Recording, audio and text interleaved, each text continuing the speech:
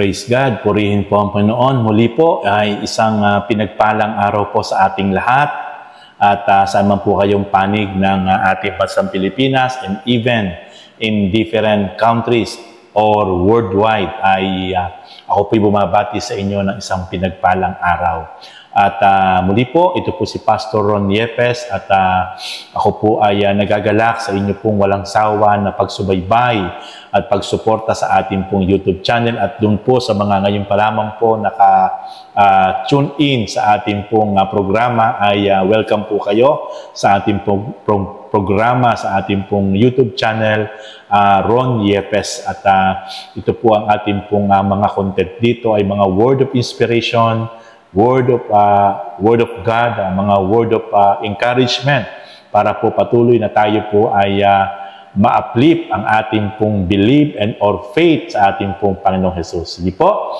At kung hindi pa po kayo naka-subscribe sa ating pong programa, ay tayo po ay mag-subscribe para tayo po ay maging updated sa ating pong mga bagong mga i-upload na mga video. Sige po, tayo po'y manalangin muna bago po tayo magsimula. Lord, maraming salamat sa oras na ito, Father God, sa opportunity na patuloy na magamit, Lord, ng inyong lingkod ng YouTube platform, Panginoon. Gabayan niyo po kami, samahan niyo po kami, Father God, upang patuloy po, Lord, na patuloy po magamit ng inyong lingkod ang YouTube platform upang patuloy po maihayag ang inyong salita, Lord, nang mayroon pong anointing, kapangyarihan at maging pagpapala ito sa buhay ng bawat isang mga kababayan ko dito po sa bansang Pilipinas, nationwide, and even in different countries, worldwide, O God, ito po maging blessing sa buhay ng aking mga kababayan na mga OFW in different countries, O God. Salamat po, Lord Panginoon. Pakinaniniwala, O God, na patuloy po kayo ang gagalaw at pagkikilos, O God, sa oras po ito. In Jesus' name we pray. Amen. Amen. Amen. Praise God. Okay, sige po. Tayo po ay magsimula na po sa ating pong programa at ating pong patuloy na pag-aralan at pakinggan. At tayo po'y manood dito po sa ating channel na Ron Yepes upang patuloy po na maging pagpapala sa atin ang salita ng Diyos. Okay? Excuse me. At ang aking pong topic na ibabahagi ngayon sa inyo, yung pong topic about na ano ang dapat nating gawin upang magkaroon ng buhay na walang hanggan.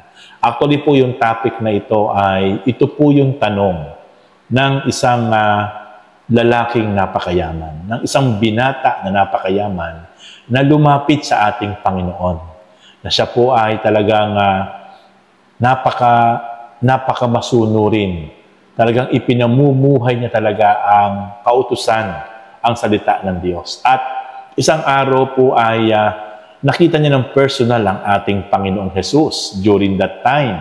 At talagang tinanong po niya ang ating Panginoon kung ano pa ang dapat niyang gawin para siya ay magkaroon ng buhay na walang hanggan sa piling ng ating Panginoon Diyos. At ito po ay sinagot ng ating Panginoon. Yan po ngayon yung ating pong pagbubulay-bulayin. Napakaganda na katanungan, talagang nag-aasam na talagang malaman ng lalaking ito kung talagang papaano siya magkakaroon ng buhay na walang hanggan sa piling ng ating Panginoon sapagkat lahat ng mga utos at kautusan na nasusulat sa banal na kasulatan during that time, ito talaga ay kanyang ipinamumuhay, inia-apply niya.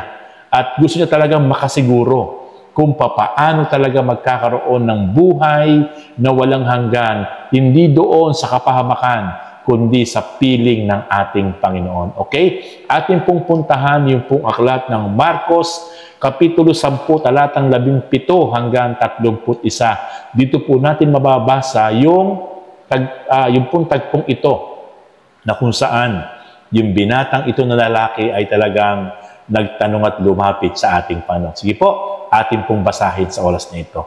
Marcos chapter 10, beginning verse 17 up to verse 31. Nang paalis na si Jesus ay may isang lalaking patakbong lumapit, lumuhod sa harapan niya at nagtanong, "Mabuting guro, ano po ang dapat kong gawin upang magkamit ng buhay na walang hanggan?" Yan po yung tanong niya. Talagang siya po talaga ay lumuhod pa at talagang gusto niya talagang masiguro sa kabila na talagang inia-apply niya ang lahat ng kanyang natutunan, nabasa, napakinggan ng mga kautusan mula sa banal na kasulatan ay talagang nung makita niyang personal ang ating Panginoon, siya talaga ay lumuhod at nagtanong, mabuting guro, ano po ang dapat ko pang gawin upang magkamit ako ng buhay na walang hanggan? At sumagot po ang ating Panginoon sa verse 18. Ito po ang sagot ng ating Panginoon. Sumagot si Jesus, bakit mo ako tinatawag na mabuti? Walang mabuti kundi ang Diyos. Makikita po natin na talagang napaka-humble ng ating Panginoon.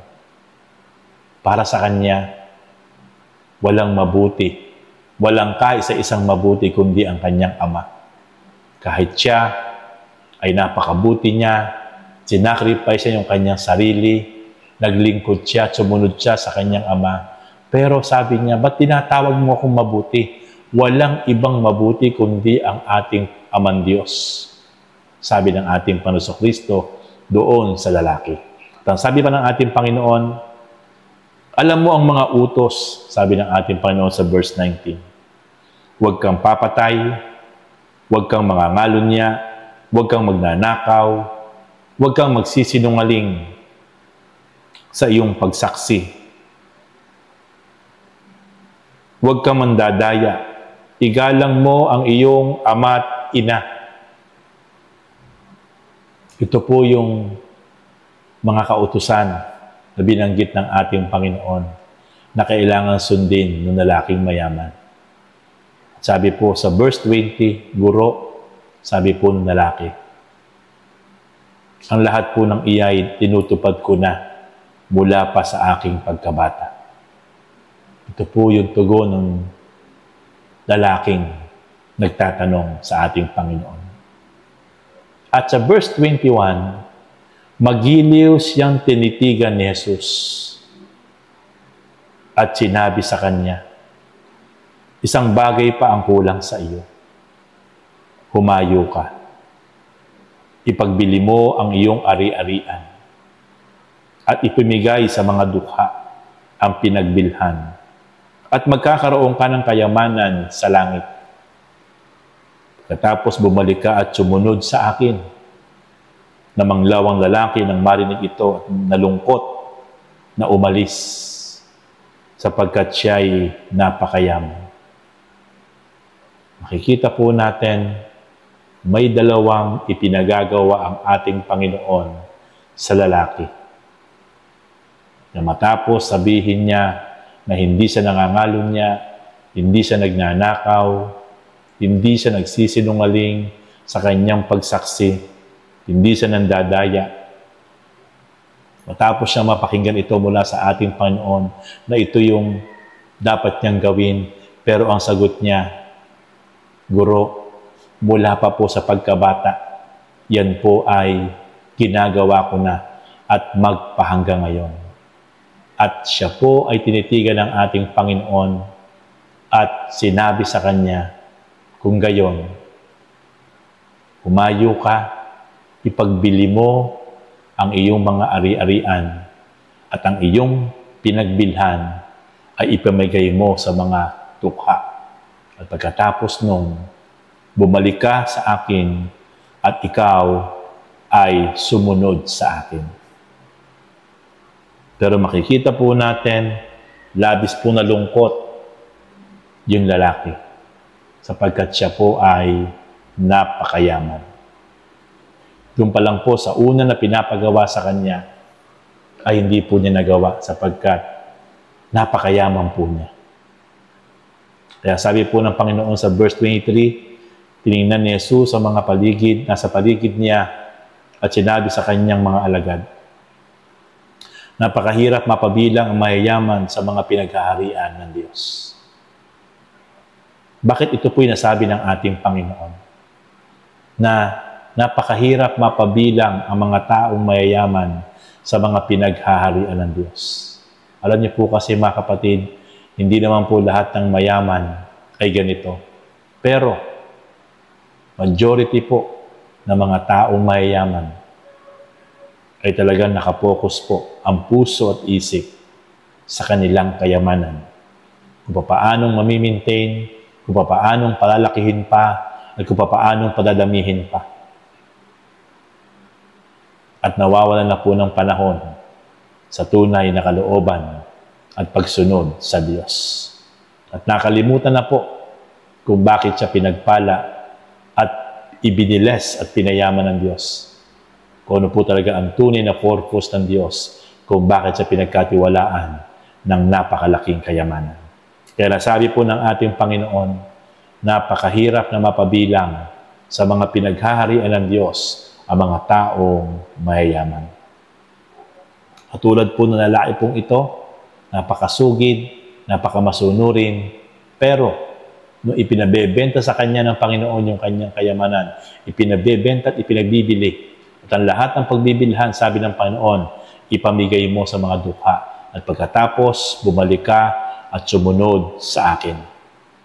Sabi po sa verse 24, nagtaka ang mga alagad sa panalitang ito. Muling sinabi ni Jesus, mga anak, talagang napakahirap mapabilang sa mga pinaghaharian ng Diyos. Nakita po natin na sinabi mismo na personal ng ating Panginoon sa harapan ng kanyang mga alagad at mga mananampalataya during that time. Mga anak, napakahirap talaga na mapabilang sa mga pinaghaharian ng Diyos. Alam niyo po mga kapatid, ito po ang isa sa napakahalaga na maranasan po ng bawat isa po sa atin. Na tayo po'y mapasama, mapabilang sa kalipunan ng mga mananampalataya na ang naghahari po sa atin, walang iba kundi ang Diyos. Hindi na po tayo ang naghahari sa ating mga sarili. Hindi na po ibang tao naghahari sa ating mga sarili. Hindi na po tayo ang nasusunod sa ating mga sarili. Hindi na po ibang tao nasusunod sa ating mga sarili. Hindi na po tayo pinatatakbo ng mundong ito at tayo po'y parang tau-tauhan lang. Kundi ang tunay pong nasusunod at naghahari sa ating mga sarili as a believers, as a genuine believers, ay walang iba kundi ang ating Panginoong Diyos. Ito po ang tunay na pinaghaharian at kabilang sa mga pinaghaharian ng Diyos. Kaya mga kapatid, wala pong sinasabi ang Panginoon na masama ang maging mayaman. Ito po talaga ay privilege ng bawat isa po sa atin na tayo po'y umunlad, umasenso, mag-prosper sa mundong ibabaw. At yung pong kayamanang ito na pinagkatiwala sa atin ng Panginoon Diyos ay maghamit po natin ng tama. Ito po'y maitulong natin para po sa gawain para lalong maipalaganap ang ebanghelyo ng ating Panginoon. Para po patuloy ang kaharian ng Diyos dito po sa lupa ay patuloy pong lumawak. Magamit natin ang mga yamang ito para po sa kalooban ng Panginoon. Hindi po para sa sarili lang po nating kagustuhan. Kaya po sabi po rito sa verse 25, madali pang makaraan ng kamelyo sa butas ng karayon, kaysa pasakop sa paghahari ng Diyos ang isang mayaman. Isa po sa napakahirap na talagang dalhin ng totoo at tunay sa harapan ng Panginoon Diyos ay ang mga taong grabe ang narating sa mundo ito sa kanilang buhay. Mga taong very influenced, mga taong napakayayaman. Kapagkat sinabi ng ating Panginoon mismo, mabuti pang makapasok, mas madali pang makapasok ang isang kamelyo sa butas ng karayon kaysa sa isang taong mayaman na siya ay pagharian at pagpasakop sa paghahari ng Diyos. Kaya mapapalad po ang mga tao na pinagpala at ibiles at naunawaan po nila kung bakit sila pinagpala at kung bakit sila napakayaman. Sapagkat alam nila na yung kayamanan nila ay pinagkatiwala lang na dapat silang maging good steward na yung mga kayamanang ito'y magamit para sa kapurihan at karangalan at ikararangal, ikalalaganap ng ebanghelyo ng paghahari ng Panginoon sa mundong ibabaw na ito. Praise God. Verse 26. Lalong nagtaka ang mga alagad kaya't sila'y nagtanungan kung gayo'y sino ang maliligtas. Sa verse 27, tinitigan sila ni Jesus at sinabi sa kanila, hindi ito magagawa ng tao. Ngunit hindi ito mahirap sa Diyos.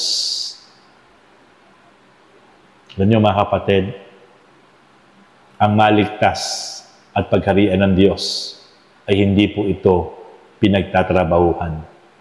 Ang Diyos po ang nagkakaloob nito at gumagawa nito.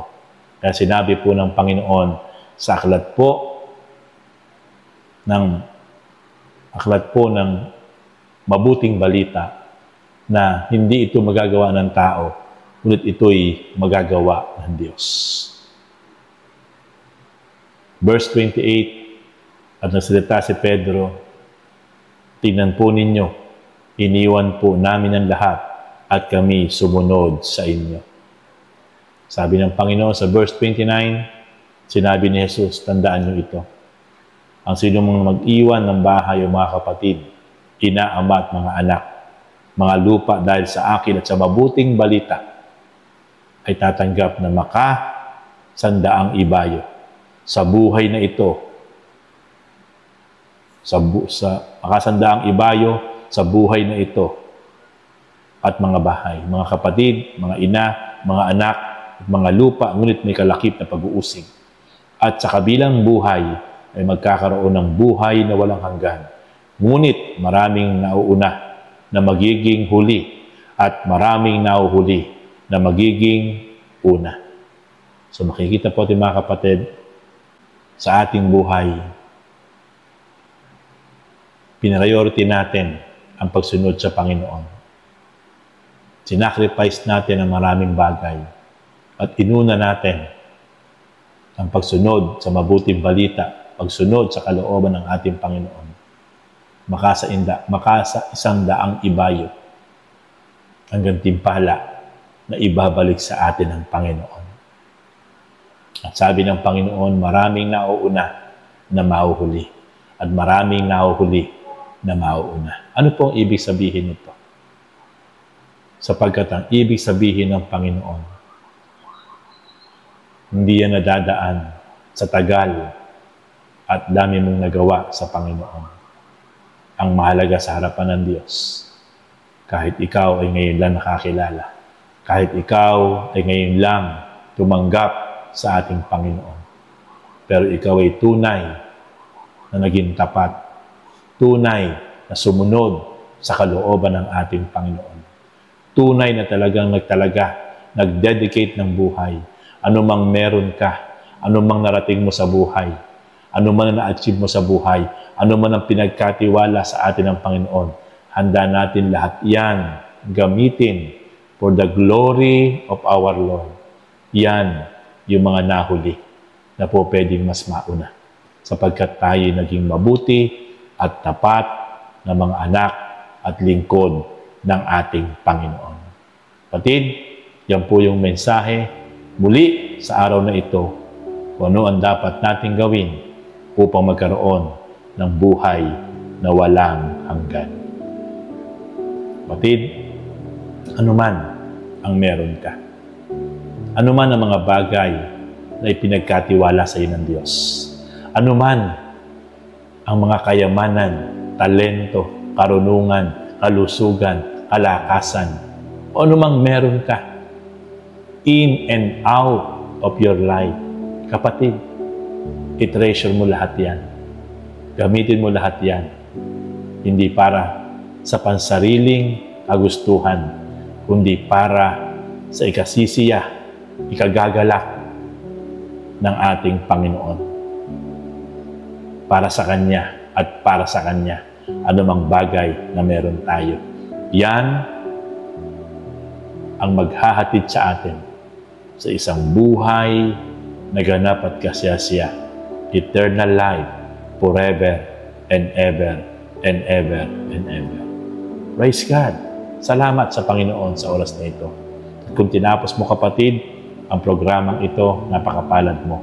Kung ngayon ka lang nakatune in sa programang ito, mayroong napakagandang nakalaan na plano ang Panginoon sa iyong buhay sapagkat mahal na mahal ka ng ating Panginoon Diyos. Kaya ikaw ngayon ay nanonood at tinapos mo ang programang ito sapagkat nais ng Panginoon Diyos na maranasan mo ang isang buhay na ganap at kasiyasiya, isang buhay na pinagpala, isang buhay na walang hanggan.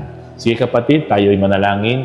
Kung nais mong sumunod sa panalangin ito upang ikitulungan kita sa panalangin ng pagtanggap, pwede ba na sumabay ka sa panalangin ito at sumunod ka sa panalangin ito? Let us pray. Panginoon, salamat. Salamat po sa inyong mga salita sapagkat naunawaan ko po ang tunay na dapat gawin para magkaroon ng buhay na walang hanggan.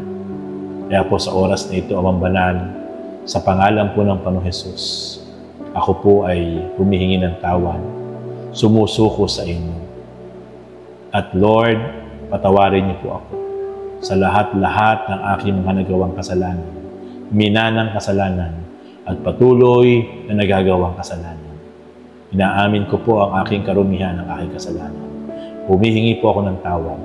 Patawarin niyo po ako. Linisin niyo po ako. I-purify niyo po ang aking puso, isip, kaluluwa at espiritu. So mula po sa oras nito, Panginoon, ibinubukas ko po ang pintuan ng aking puso. Inanyayahan ko po kayo, Panginoon Hesus, na kayo na po ang maghari, mag-throne sa aking pong puso at masunod. Kayo na po ang patuloy na maparangalan ko.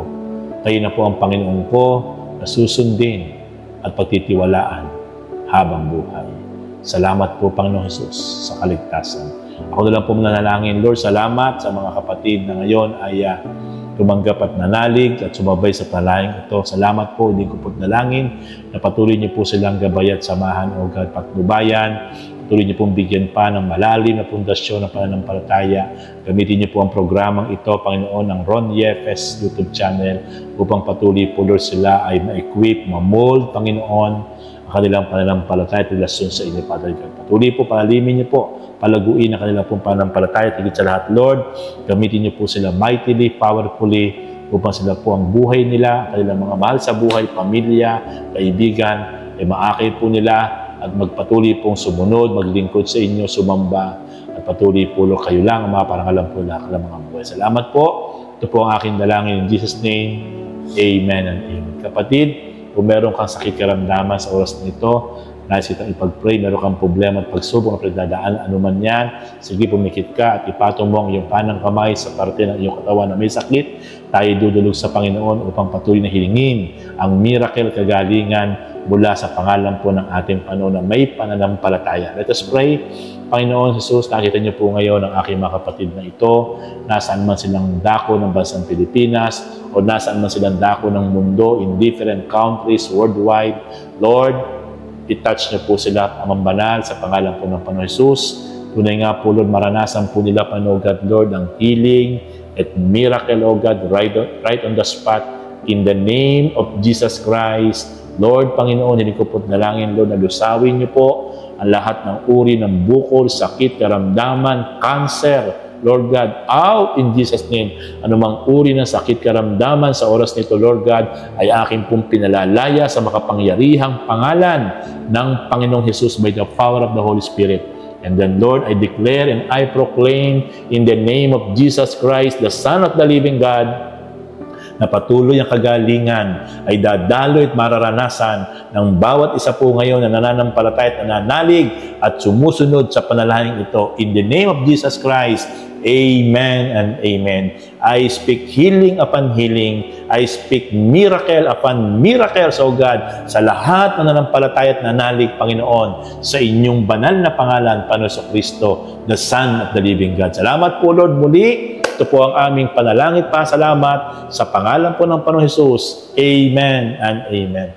Praise God, mga kapatid, at ako'y naniniwala na naranasan nyo ang galaw at kapangyarihan at himala ng ating Panginoon at kayo po napagpala sa programang ito. Huwag po kayo magsasawa na patuloy na talagang sumubaybay sa programang ito at aking pong tinitiyak na patuloy po kayo mapagpapala sa pamamagitan po ng kapangyarihan ng ating pong Panginoong Hesus at ng banal na Espiritu.